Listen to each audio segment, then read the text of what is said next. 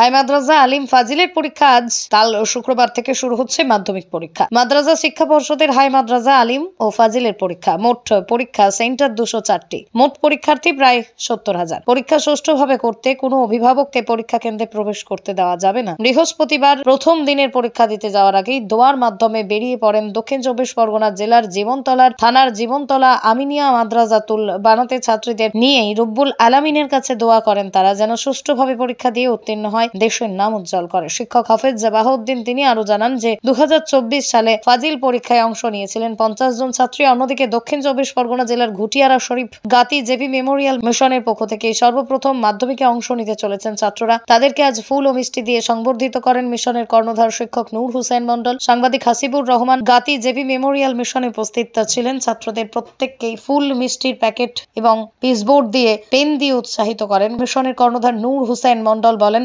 2013 সাল থেকে এই প্রত্যন্ত গ্রামে চাঁচের বেড়া দিয়ে শুরু করেছিলাম। এই শিক্ষা প্রতিষ্ঠানের পক্ষ থেকে আজ 2024 সালে মাধ্যমিক পরীক্ষার প্রথম অংশগ্রহণে আমরা গর্বিত। তিনি আশাবাদী যে আমাদের ছাত্ররা ভালো রেজাল্ট করে দেশের নাম উজ্জ্বল করবে। এদিনের এই অনুষ্ঠানে উপস্থিত ছিলেন ছাত্রছাত্রী, অভিভাবক, শিক্ষক মন্ডলী।